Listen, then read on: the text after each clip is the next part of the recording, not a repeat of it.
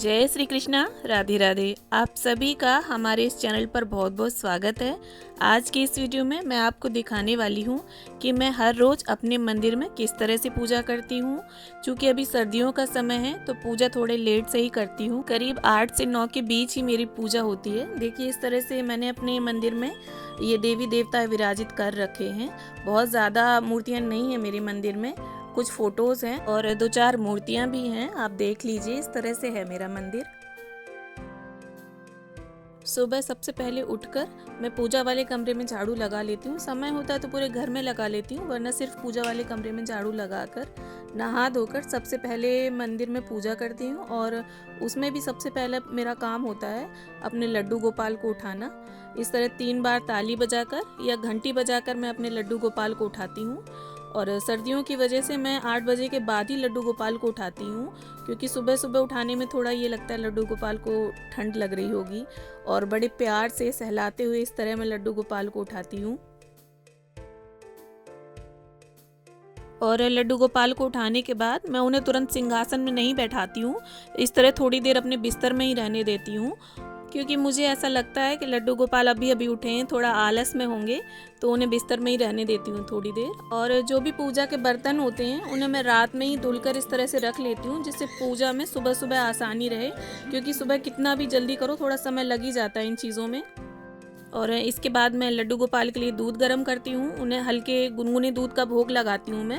सर्दियों का समय है तो मैं उनके दूध में चीनी की जगह गुड़ डालती हूँ। और हाँ, तुलसी दल लड्डू गोपाल के भोग में आप अवश्य डाल दें, क्योंकि इसके बिना भगवान भोग नहीं लगाते हैं।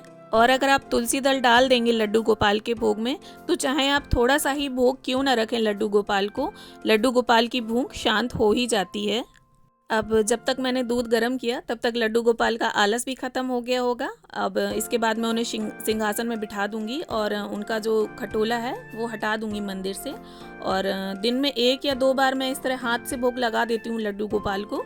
और काम में व्यस्त होने की वजह से हर समय का भोग तो मैं नहीं इस तरह से खिला पाती हूँ। और इस भोग को मैं 10 से 15 मिनट रखा रहने देती हूँ यहीं पर, और इसके बाद उठाकर किचन में यूज़ कर लेती हूँ। और इसके बाद गर्म पानी करके लड्डू गोपाल को स्नान कराऊंगी मैं। और उनके स्नान के पानी में इस तरह से तुलसी दल मैं कभी कभी डाल देती हूँ। और एकादशी पर, पूर्णिमा पर मैं उन्हें पंचामृत से स्नान करा देती हूँ, क्योंकि हमारे घर के मंदिर में जो विग्रह होते हैं उनका स्नान कराना, भोग लगाना, ये अति आवश्यक होता है। अगर आप इस तरह के विग्रह रखते हैं अपने मंदिर में तो उन्हें नित्य स्नान कराना जरूरी होता है। और हल्के गुनगुने पानी से देखिए मैंने लड्डू गोपाल को स्नान करा दिया और उनका अंग पोषण कर रही हूँ अब मैं। और इसके बाद देखिए मेरे पास ये शिवलिंग है, तो उनका भी मैं रोज़ स्नान कराती हूँ, क्योंकि शिवलिंग को भी रोज़ स्नान कराना अत्यंत आवश्यक होता है। और जो भी मूर्तियाँ हैं मेरे पास उन्हें मैं डेली स्नान कराती हूँ।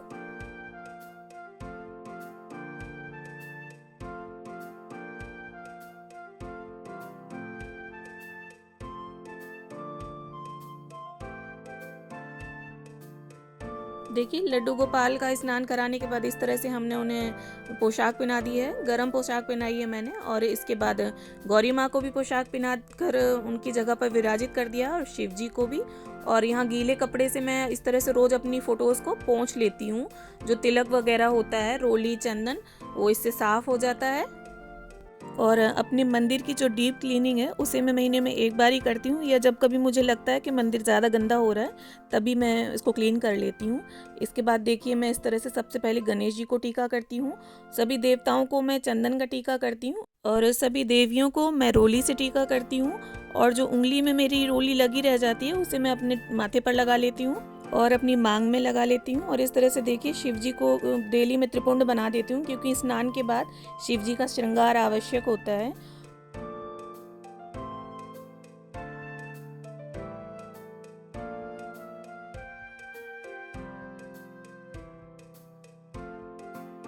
और इसके बाद शिवलिंग पर इस तरह से भीगे हुए अक्षत या समी पत्र मैं रख देती हूँ, क्योंकि शिवलिंग का जो ऊपरी हिस्सा है वो कभी खाली नहीं होना चाहिए। और मेरे पास अगर फूल होते हैं तो मैं फूल चढ़ा देती हूँ, और नहीं होते हैं तो बिना फूलों के भी पूजन कर लेती हूँ।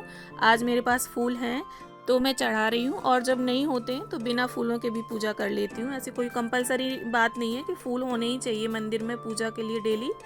आप देख सकते हैं मेरे पास लक्ष्मी जी की, गणपति जी की और कुबेर जी की मूर्तियां हैं।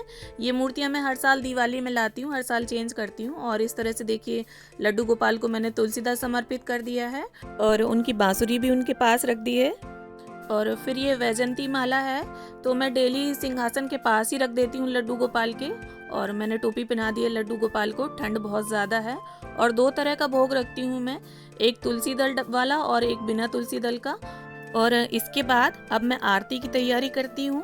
ये देखिए इस तरह से एक डिब्बी में मैं बातियाँ घी में भिगो कर रख लेती हूँ और एक डिब्बी में अलग से घी रख लेती हूँ। और इस तरह से नीचे से जोत को फैला लेती हूँ मैं, जिससे जोत ना यहाँ वहाँ लुढ़कती नहीं है, आसानी से जल भी जाती है जोत हमारी।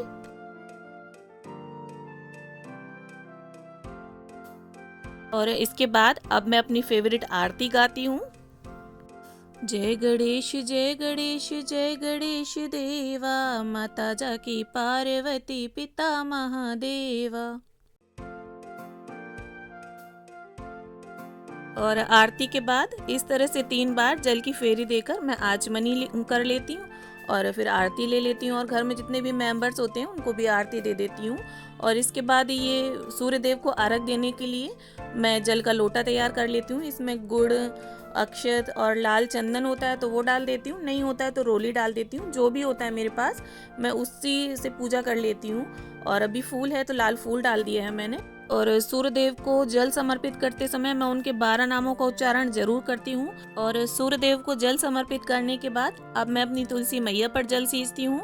तुलसी मैया पर सर्दियों में थोड़ा कम ही जल डालती हूँ, क्योंकि सर्दियों में तुलसी मैया के जाने की संभावना थोड़ा अधिक हो जाती है।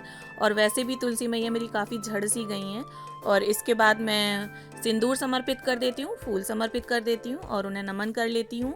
और इसके बाद जो स्नान का जल होता है लड्डू गोपाल का, शिव जी का और गौरी माता का, उस जल को मैं किसी पौधे में डाल देती हूँ। और देखिए इस तरह से मेरे पास अगर समय होता है तो मैं डे के हिसाब से इस तरह छोटी बुक्स आती हैं तो मैं वो पढ़ लेती हूँ। आज फ्राइडे है तो श्री सूक्तम का पाठ कर रही हूँ मैं।